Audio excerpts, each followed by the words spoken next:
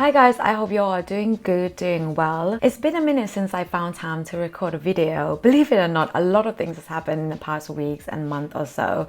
So I am so glad that I managed to find some time and sit down, record a video, and most importantly, just talk to you guys about things. So before getting into the detail of this video of how I budget my salary, just a few things to note down. And the first one is that at the moment, I'm earning a little bit more than 60K. However, because we don't really talk about the specific salary, so I'm not telling you the specific amount, but it's right around 60K, a little bit more. Secondly, I know that everyone has different priorities, different financial goals. I think as a whole in general, it's quite helpful conversation to know how people budget. At least that's what I find anyway. So I do hope that you find this video helpful. However, do bear in mind that we are both different. So never compare what I earn with you, or never compare what I budget on certain expense categories with yours directly. Now, the third thing I need to say is that the salary that I will be talking about today is not something that I get right off the bat since I moved to the UK. This level of income is 5 years in the making. When I first moved to the UK, my salary was even lower than 14K. And back then I did have a goal of doubling my salary every 3 years. And so far I have achieved it. Yeah, just on a note on the level of income, it's not something that I was given when I first moved here. It's something that I've worked for. Now that's out of the way. Before getting into the budget, I want to talk about how much tax I pay, because I think when people think about working in the UK, they might think UK salary is a lot. Not many people consider tax implication when considering whether they want to move to the UK for work. So in terms of tax in the UK, there's 3 tiers of tax rates. So anything above personal allowance level at the moment is around £12,000 a year of earnings. Up until £50,000, then the tax rate of 20% is applied, and anything above £50,000 you'll be subject to a higher tax rate, which is 40%. Now, I have nothing against paying tax. Contributing into taxes is good and actually responsible as a citizen of a country, because it helps the government improving everyone's lives in general. However, as much as I don't mind paying tax, I do want to be as tax efficient as possible, because as you can see, anything above 50,000 is subject to 40% tax. And the way I do it is basically increase my pension contribution, and that portion that contributes to pension contribution is tax-free. Now, ever since I earn more than 50K, I have been contributing 10% of my income to pension contribution, and that has significantly reduced the tax that I pay. Now, I did a little calculation. So let's say if I don't contribute to any pension at all, the average tax that I pay at the 60K level of income will be around 29% tax that just get taken off my pay, and it's just gone. However, because I'm contributing 10% of my income to pension contribution, my tax bill has been reduced from 29% to 25%. So we can say that out of the 60K, I am only getting 75% of the pay, and that 25% is the money that I will never see and will never hit my pocket. So that's UK tax in a nutshell. As we are now in May, we are going to be working on the May and June budget. My income after tax roughly is around £3,300, and I'm going to be adding back the pension to the income section and also adding it to the expense section. And the reason I'm doing this is because then with that I can get a better calculation of my saving rate. It might be a bit confusing for now, but do bear with me, it will all become clear in a second. So that means the total income is £3,800 net after tax. Now, I'm married and I do share my expenses with my husband, so a lot of these expenses, especially the housing, the transportation, non-personal expenses, are going to be split equally in half between myself and my husband. For example, our mortgage is £1,300 and I am contributing half of that, which is £650. The council tax has gone up slightly due to inflation. We used to pay £170 a month for the last tax year, but now it's been increased to £190 a month. Utilities, and that includes water, electric, gas bill.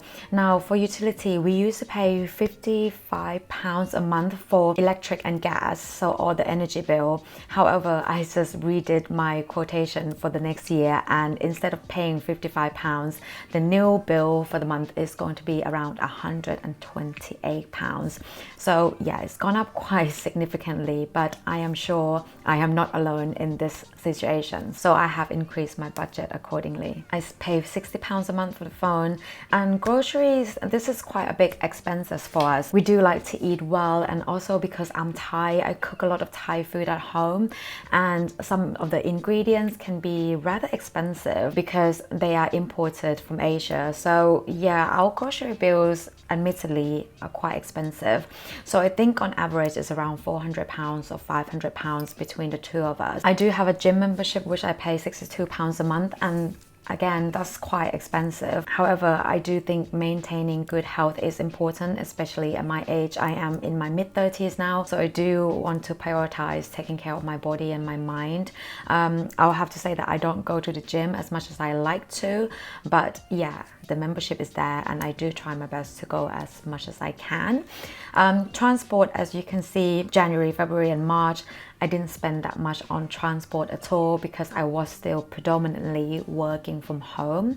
However, now I've been asked to go into the office about 2 or 3 times a week. So my budget for transportation has gone up to reflect the fact that I have to be in the office more often. In terms of donation, I do have one organization that I donate my money to every single month, and they're called Soy Dog Foundation. They are a non-profit organization that helps stray dogs and cats, and they're based in Thailand, and that's why I do donate my money for them, because I do know that stray animals are big problems in Thailand, and there's actually not really a law that protects animals in Thailand for animal cruelty. So it's something that I strongly believe in, and it's not a big amount of money. In March, I did donate a little bit more to help people going through the Ukraine crisis. So I do try my best to donate my fair share to the organization, to the cause that I believe in.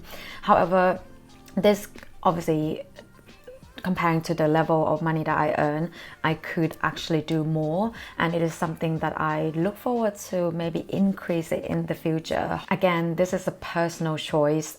You don't have to do this. And I do like to spare a little bit of money on personal developments. Most of the time I just buy books. Home maintenance, so if we look back in April, I did spend quite a big chunk of money on home maintenance, and I talk about this in my buy or rent a house video. A lot of people think that buying a home is an investment, but it's not always the case, because home maintenance or renovation can be really expensive. And for me, because I know that personally this home that I'm living in now is not going to be, unfortunately, my forever home, so I'll only invest on the things that I know add value to the house when I want to sell it. And in April we had to sort of replace all the doors and door handles because basically they were falling apart, and I think it was around £1,000 for all the doors to be replaced, and we are still painting the doors ourselves. So I do try to cut down the money spent on the home maintenance as much as possible, because I do know that this house is an investment and I want to earn profit from it, and I don't want to spend too much money than I need to. Now, in terms of holiday, this is where my finance for this year is not going to be as what I planned for. The thing is, I think saving and being frugal is really important. However, I still want to find that balance between living the now and saving for the future. And sometimes that can be really difficult. But for this year, I need to also focus on the now. I haven't seen my family in 3 years, and they're planning to visit me in July. And we will also be going around other cities in Europe as well. So it is going to be quite costly. And knowing that this will happen in a few months, in May and June, I already start budgeting for this trip. So I budget around 800 in May and 780 in June for this trip. So hopefully that should sort of be enough. That's around like 1.5K. I do also admittedly spend quite a fair bit on my dog Drizzle because, well, I don't have any children at the moment, so I feel like I can spoil him a little bit. So yeah, I do budget some money for him, for his treats, for his food. I try to minimize the spending on takeaway, so that's £50. Dining out and drinks, I think those are quite reasonable, £80 a month for each. Beauty and grooming also, yeah, a lot of high spending in the month of April. It was my birthday month and I got my hair done and got my nails done, and you know, I just have to beautify myself from time to time. Yeah, but that will go down to the normal level of like between £40 to £60 in the month of June, hopefully, and that's what I budget for. My husband's birthday is in June, so I budget £100 to buy him some sort of gift. I actually know what I'm going to buy him already. He doesn't know. I also do budget for hobby, i.e. YouTube. I do get a very small pay from YouTube, but then at the same time I do have some subscriptions that help me editing my video faster. And yeah, YouTube is a bit costly at the moment. I'm not profiting from it because I do have costs that goes into making videos, but hopefully in the future, now with all the essential and non-essential expenses covered, now it comes to the section of my budget that I love looking at, which is saving and investing. Now, as you can see, for the month of January, February, March, I did incredibly well in terms of savings. If you watch my 2022 financial goals video, you know that one of the financial goals that I set for this year was to save 40% of my income. Now, at the beginning of the year, I was literally hitting the goals, but because, as you had already saw, I need to budget a lot more now for holidays. So with that in mind, I don't actually have much left to budget for investment or saving.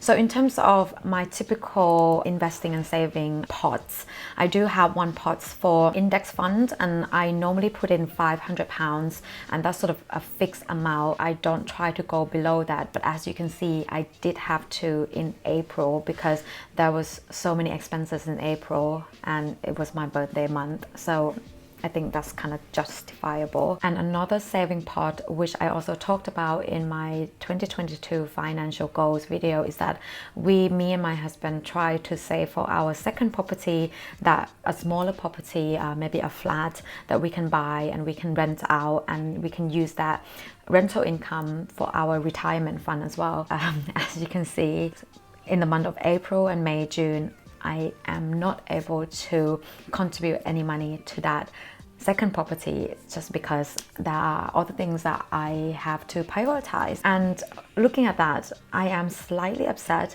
but then at the same time, like I said, I need to juggle between the now and the future, and there's no way that I would say no to seeing my family over saving for a second property. So yeah, the second property is going to take much longer than I planned for. As you can see, so far this year I've saved £1,650 for the second property. Yeah, still a long way to go, but I'll get there. Overall, my saving rate for the first quarter of the year is right around 42%, which is hitting the target that I set for myself at the beginning of the year. For second quarter, not looking so good, right around 25%. And overall, on average, for the first part of the year, I am spending 37% of my income on the things that I need and 30% of my total income on the things that I want. And I am pretty happy with the split. So that's how I budget my salary. I hope you found this video helpful. Again, this budget template is available for you to download on my website for free.